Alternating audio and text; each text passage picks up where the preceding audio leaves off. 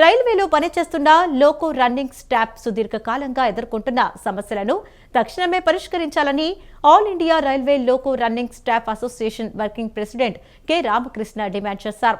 వరుసగా రాత్రివేళ విధుల వల్ల కీలకమైన రన్నింగ్ ఉద్యోగులకు పని భారం విపరీతంగా పెరగడం వల్ల వారి ఆరోగ్యం భద్రతపై ప్రభావం చూపుతుందన్నారు. తమకు వారాంతపు సెలవు ఇవ్వాలని, టీఏపై ఆదాయపు పన్ను మినహాయింపు కల్పించాలని కోరారు.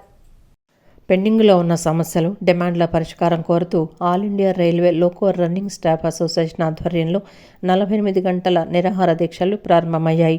సిఐటియు సీనియర్ నాయకుడు వి ఉమామహేశ్వరరావు దీక్షాకారులకు పుష్పగుచ్చాలు అందజేసి దీక్షను ప్రారంభించారు.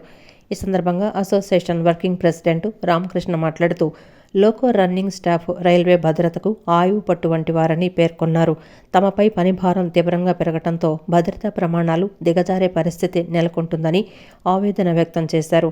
రాత్రి వేళల్లో నిరంతరంగా 48 గంటలు విధులు నిర్వహించడం వల్ల ఆరోగ్యం, కుటుంబ జీవితం రెండూ దెబ్బతింటున్నాయని తెలిపారు. 36 గంటల్లోపు హెడ్ క్వార్టర్స్కు తిరిగి వచ్చేలా విధుల్లో మార్పులు చేయాలని, రన్నింగ్ స్టాఫ్కు చెల్లించే టీఏపై ఆదాయ పన్ను మినహాయింపు కల్పించాలని డిమాండ్ చేశారు. ఎప్పటి నుంచో పెండింగ్లో ఉన్న తమ సమస్యలను పరిష్కరించేదాకా పోరాటం కొనసాగుతుందని, రైల్వే యాజమాన్యం స్పందించని పక్షంలో ఆందోళనను మరింత తీవ్రతరం చేస్తామని రామకృష్ణ హెచ్చరించారు. అనంతరం సిఐటియు రాష్ట్ర నాయకుడు ఉమామహేశ్వరరావు మాట్లాడుతూ కేంద్రంలోని మోదీ ప్రభుత్వం అనుసరిస్తున్న విధానాల వల్లే రైల్వే భద్రతా ప్రమాణాలు పడిపోతున్నాయని తెలిపారు. సామాన్య ప్రజలకు అవసరమైన రైళ్లను తగ్గించి సంపన్నులు ఉపయోగించే వందే భారత్ రైళ్లను పెంచడం అన్యాయమని విమర్శించారు. లోకో రన్నింగ్ స్టాఫ్ ఆందోళనకు తమ సంపూర్ణ మద్దతు ఉంటుందని స్పష్టం చేశారు.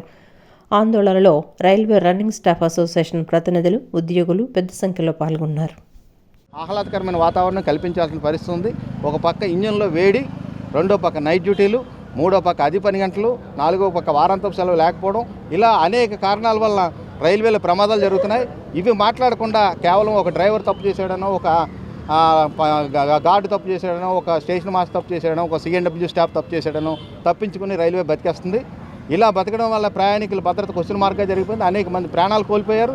వాళ్ళందరికీ సమాధానం చెప్పాల్సిన అవసరం అయితే రైల్వేకి ఉంది. ఈరోజు మా రన్నింగ్ కార్మికుల సమస్యలు కానీ పరిష్కరించకపోతే ఇక ముందట మేము తీసుకుపోయే చర్యలకు కూడా రైల్వే బోర్డు బాధ్యత వహించాల్సి వస్తుంది. తక్షణం మా డిమాండ్లను సాల్వ్ చేయాలని చెప్పేసి ఈ పత్రికాముఖంగా మేము రైల్వే బోర్డుని హెచ్చరిస్తున్నాం.